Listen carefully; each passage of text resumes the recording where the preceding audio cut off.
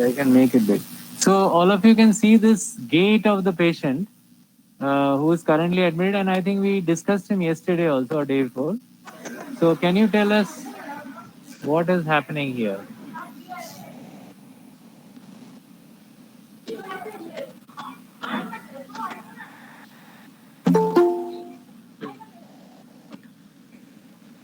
So he is currently walking in our ICU floor.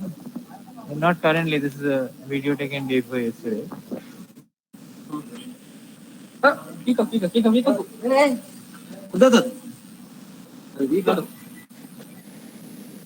Okay, fine. I think you can bring on the audio of this video.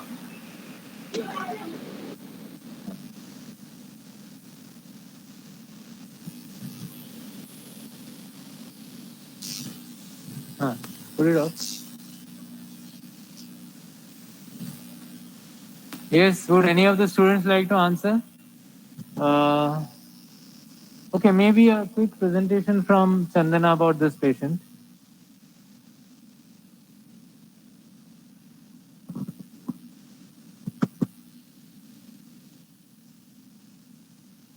This is the case of 70-year-old male who is a fisherman by occupation. He presented with complaints of right-sided weakness of both upper limb and lower limb since 6 hours and loss of speech since 6 hours, deviation of mouth towards left. Patient was apparently asymptomatic 6 hours ago when he developed his right upper limb and lower limb weakness, which was sudden in onset and which was associated with deviation of mouth towards the left side and loss of speech. Patient took a whole bottle of toddy the day before he had weakness without having any dinner. And the past history, there were no similar complaints in the past. History of trauma 15 years ago, followed which he developed sudden onset loss of vision, spontaneously gained vision after 2 weeks. He is not a known case of diabetes, hypertension, or asthma or TB. And physical examination.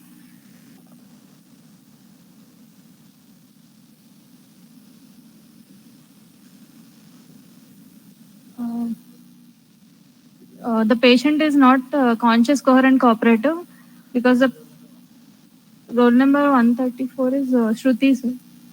Shruti Tota. Shivani Tota, sorry. Shivani, are you here?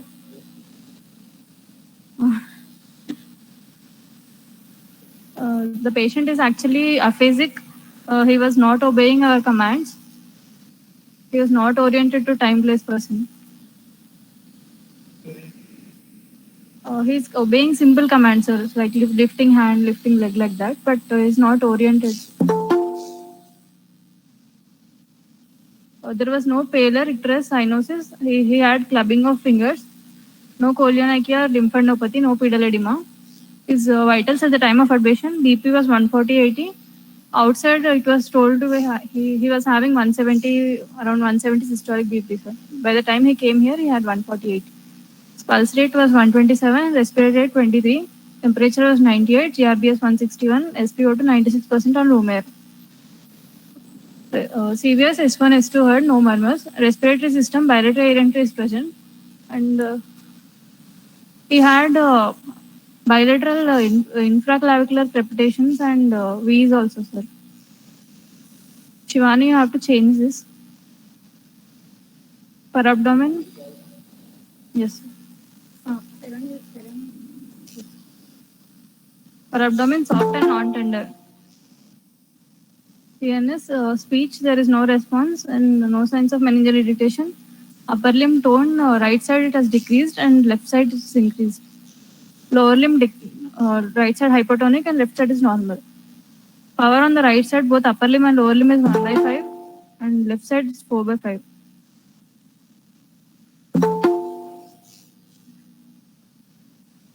His GCS was around 11/15.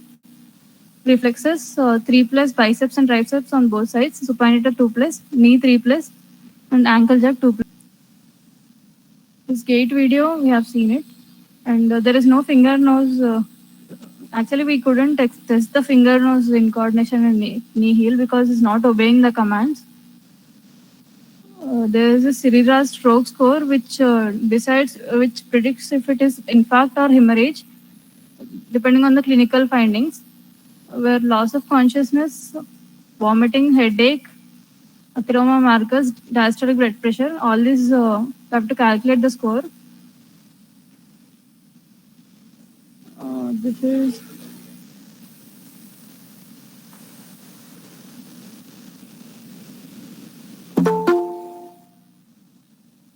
Shivani, can you elaborate the Siriras stroke score?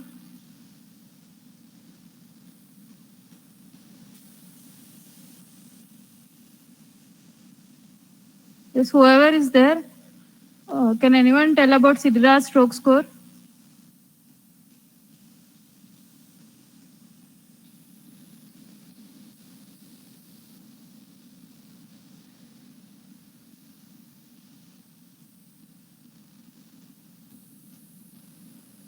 This HB was 15 and total counts 12,600, platelet count 1.73 lakhs. The RFT was normal, create 0.9. Gate. Reflexive.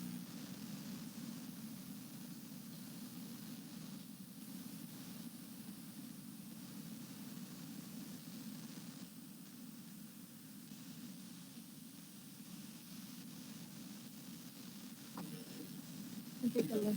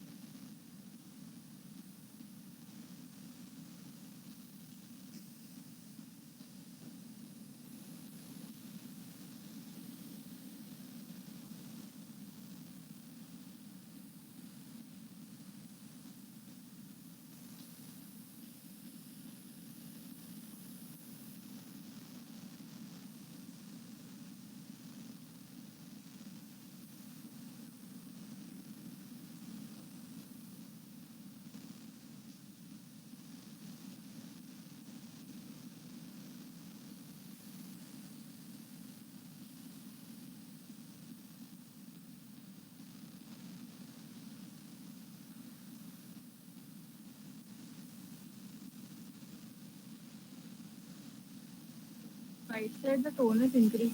He's keeping it like that only.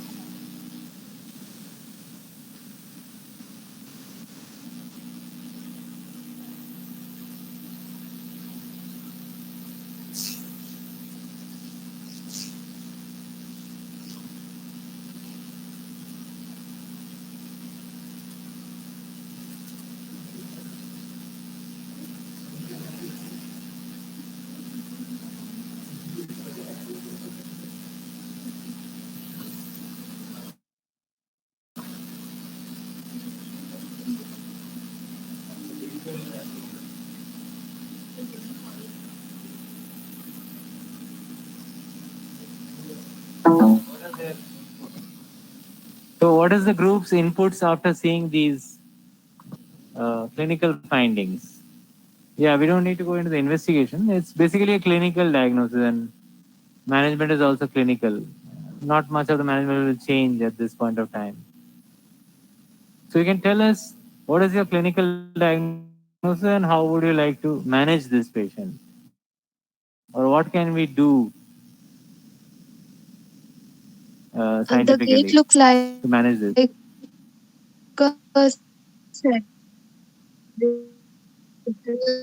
Come again? We couldn't hear you. Sir, the gate looks like a cerebellar gate, sir. The stability is not being maintained. The coordination between the Okay, two you think sides of that the there is a body. cerebellar component? Cerebellar. Cerebellar, what is the base when cerebellar gait happens? Or any attack? Broad based. Broad based. So here what is the base? Here he is actually not standing at all. Properly, that is. He's standing with support. And when he is standing with support, he is not having broad base.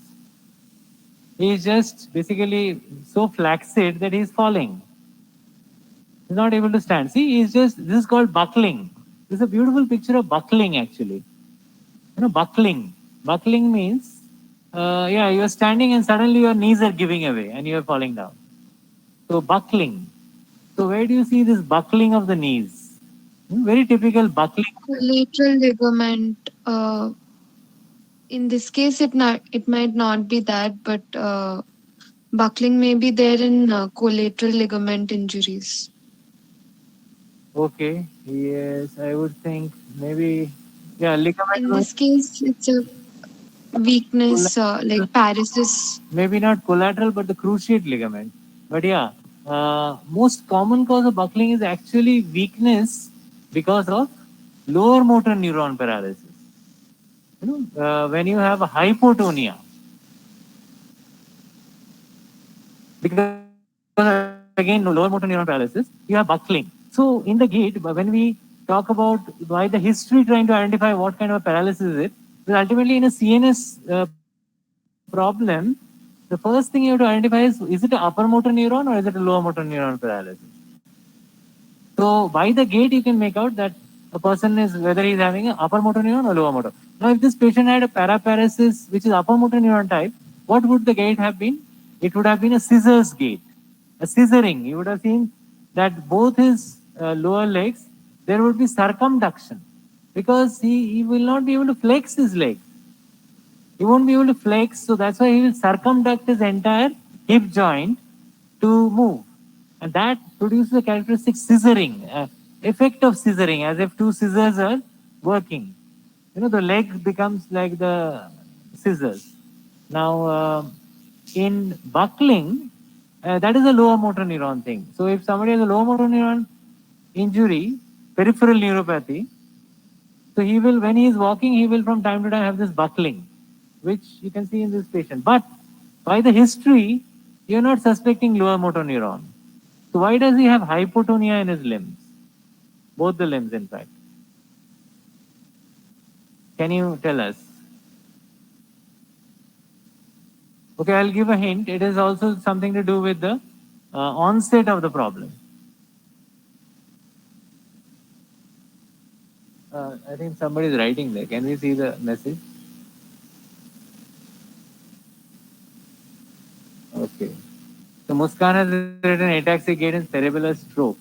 Well, yeah, as we said, he doesn't seem to be having, I mean, ataxia in the sense he's not really walking without support.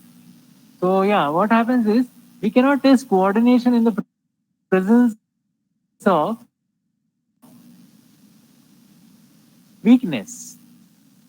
So, whether he has attacks, still he develops some power to move. So, it could be an ataxic gait later on, but till he develops some power to move, stand properly on his own, very difficult to say that. All we can now say is power is too weak and he is hypotonic. That's why he is buckling. He is not able to stand on his own. So This hypotonia, although it is a upper motor neuron problem, we know that because of the history, we know that he's got suddenly a vascular event, probably causing a stroke. Where exactly it would be difficult to pinpoint just by the history. But yes, by the findings, we know that he has got a lower motor neuron type of thing apparently because it is in the acute neuronal shock stage. So when you are in the acute stage of stroke, there is a neuronal shock stage which causes everything to be hypotonic. So that's the reason he's hypotonic at the moment.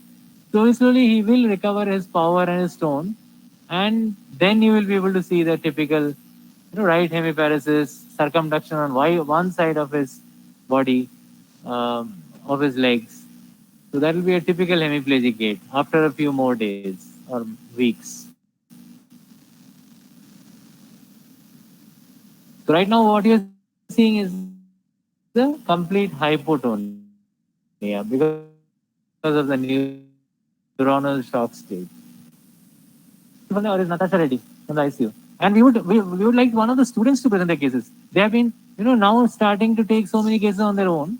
We would like you to present it. Like this should have been presented by Shivani actually.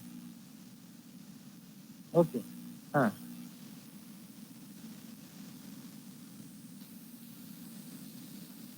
So when Natasha starts presenting the next one, I would like the UG also to present. Whichever case Natasha is presenting, the UG would have made the blog, who has made the blog, will also present that together in harmony.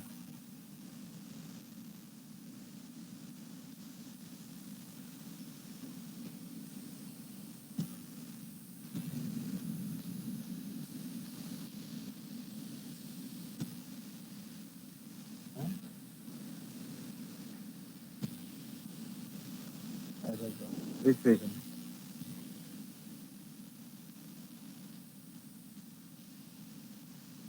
Okay, so in the ICU, I think Natasha is having some problems with the patient. Who amongst you have prepared the e-logs of the ICU patients? Would you like to present yours?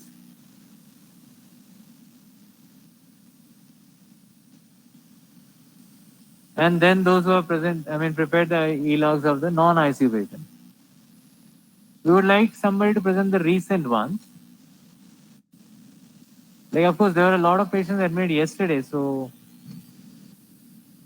I don't know. Hopefully. No, in the COVID ICU.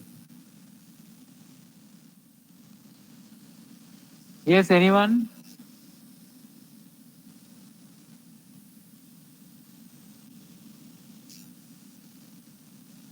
Mansa, can we check the non-COVID ICU? Yeah, so what? I know. So what is the current situation there? Can they present? Huh? Or would you like to go and present from there? Hmm?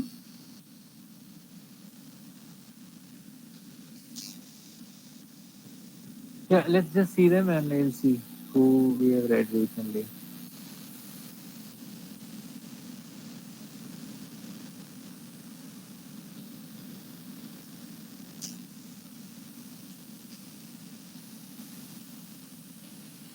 Go down.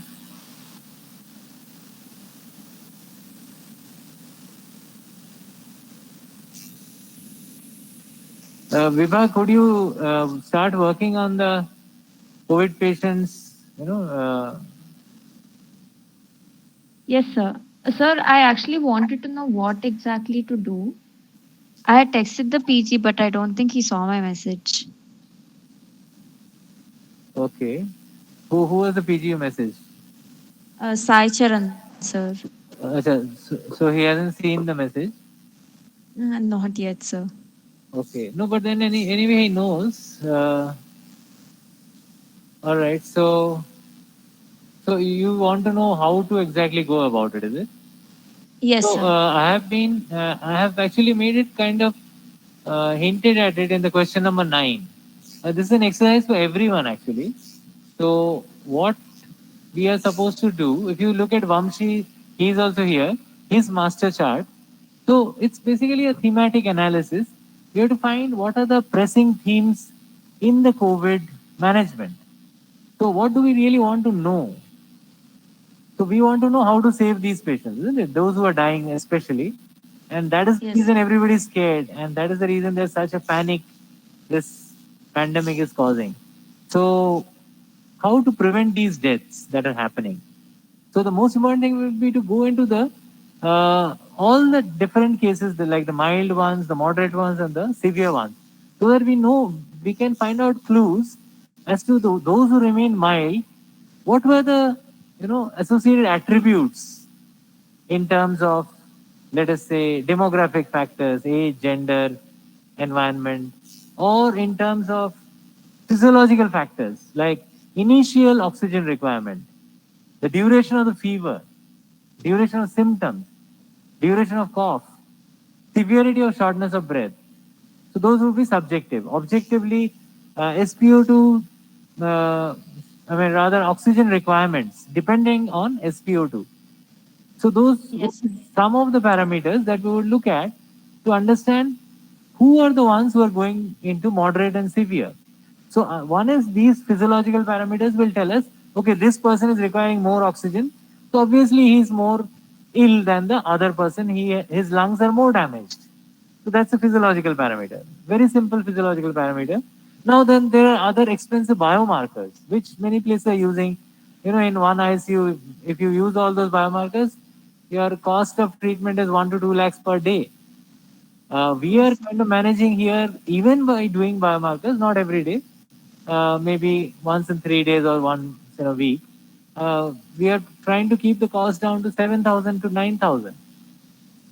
But are they even that much necessary? But then we do see some correlations like high CRP. Obviously, that means inflammation is Yes. ongoing. Then Yes. increased D dimers. That is also kind of related to the inflammation. Now, what is the relation between D dimer and inflammation? And what is the relation between the inflammation and ultimately development of thrombosis? And what is happening which is killing the patients? Now, we have had about 10 deaths, I think. Charan, I think, has shared the file with some of the students, and many of them have actually logged those death cases also. So I see Srilekha is here. Srilekha, was your patient also the one who died? There are some students who have done those death cases as well. And of course, even Viva's patient died. So, what Yes. was in these patients who went into severe stage, and what really made them go into the point of no return? So, that is what we are trying to look at. Okay, So, sir. in all, you have to look at whatever data you get. Whatever data you can be captured, or of course, from your side, it's very limiting because you have to depend on the data that you get from the Sir, I think your voice cut off.